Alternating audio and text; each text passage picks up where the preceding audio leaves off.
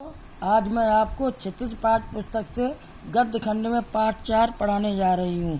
पाठ का परिचय। पक्षियों के बारे में जानने का शौक बर्ड वॉचिंग कहलाता है। सालेम अली प्रसिद्ध बर्ड वॉचर थे और भारतीय पक्षियों के बारे में उनका ज्ञान अद्भुत था। वो भारतीय पक्षियों से बहुत प्यार करते थे और भारतीय पक्षियों को अपने पास रखते थे। उनका सारा जीवन पक्षी विज्ञान को समर्पित रहा। उनका जन्म 1896 में और निधन 1987 में हुआ। सालेम अली के निधन से जावेद हुसैन के मन में जो दुख उमड़ा था उसी को उन्होंने यहाँ कलमबंद किया है। इसमें सालेम अली के जीवन, उनकी सादगी, उनकी लगन का सुंदर वर्णन किया गया है। पाठ। सुनहरे परिंदों के खूबसूरत पंखों पर सवार सांवले सपनों का एक हुजूम मौत की खामोश वादी की तरफ अग्रसर है। कोई रोक टोक सके कहाँ संभव है। इस हुजूम में आगे आगे चल रहे हैं। सालेम अली अपने कंधों पर सैलानियों की तरह अपने अंतिम सफर का बोझ उठाए, लेकिन यह सफर पिछले तमाम सफरों से भिन्न है। भीड़ भाड़ की जिंदगी और तनाव के माहौल से सालेम अली का यह आखिरी पलायन है। अब तो वे उस वन पक्षी की तरफ प्रकृति में विलीन हो रहे हैं जो जिंदगी का आखिरी गीत गाने के बाद मौत की गोद में जा बसा हो। कोई अपनी जिस्म की हरारत और दिल की धड़कन देकर भी उसे लौटाना चाहे तो पक्षी अपने सपनों के गीत दोबारा कैसे गा सकेगा।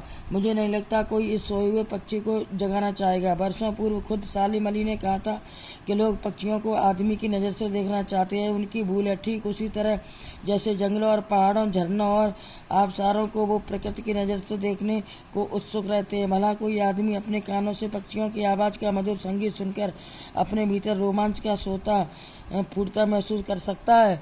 व्याख्या। लेखक ने सालेम अली की शव यात्रा के बारे में बताया। उनके अनुसार सालेम अली को उनके अनेक अधूरे सपनों के साथ बिना किसी रुकावट के अंतिम यात्रा पर ले जाया गया। उनकी यह यात्रा जीवन की दूसरी यात्राओं से भिन्न थी। वे तनाव और दुखों से भरे जीवन से जा रहे थे। वे प्रकृति में उसी तरह मिल रहे थे जैसे कोई पक्षी अपना अंतिम गीत गाकर प्राण त्याग देता। उन्हें अनेक प्रयास करने पर भी वह जिंदा नहीं हो सकता, न ही कोई उसे जगाना पसंद करेगा। सालेम अली का कहना था कि लोग पक्षी, जंगल, झरनों आदि को प्रकृति की दृष्टि से न देखकर आदमी की दृष्टि से देखते हैं।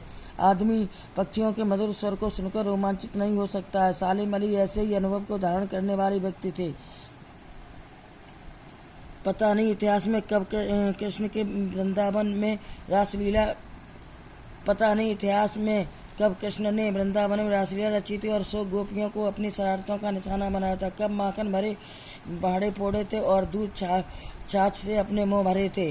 कब वाटिका में छोटे छोटे किंतु घने पेड़ों की छांव में विश्राम किया था। कब दिल की धड़कनों को एकदम से तेज करने वाले अंदाज में बंसी बजाई थी। और पता नहीं कब वृंदावन की पूरी दुनिया संगीत में हो गई थी। पता नहीं यह सब कब हुआ था, लेकिन कोई आज भी वृंदावन जाए तो नदी का सांवला पानी उसे पूरे घटनाक्रम की याद दिला देगा। हर सुबह सूरज निकलने से पहले जब पतली गलियों से उत्साह भरी भीड़ नदी की ओर बढ़ती है तो लगता है जैसे उस भीड़ को चीरकर अचानक कोई सामने आएगा और बंसी की आवाज़ पर सब किसी के कदम थम जाएंगे। हर शाम सूरज ढलने से पहले जब वाटिका का माली सैलानियों को हिदायत देगा तो लगता है जैसे बस कुछ ही क्षणों में वो कहीं से भी आ टपकेगा और संगीत का जादू वाटिका के भरे पूरे माहौल पर छा जाएगा।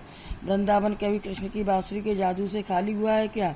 मृतकों की दुनिया में इस सवाल का जवाब तलाश करने से पहले एक नज़र कमज़ोर काया वाले उस व्यक्ति पर डाली जाए जिसे हम सालेम अली के नाम से जानते हो। उम्र को सती तक पहुंचने में थोड़े ही दिन तो बच रहे थे। संभव है लंबे यात्राओं की थकान ने उनके शरीर को कमज़ोर कर दिया और कैंसर जैसी जानलेवा बीमारी उनकी मौत का कारण बनी हो, लेकिन अंतिम समय तक मौत उनकी आंखों से वह रोशनी छीनने में सफल नहीं हुई जो पक्षियों की तलाश और उनकी हिफाजत के प्रति समर्पित थी।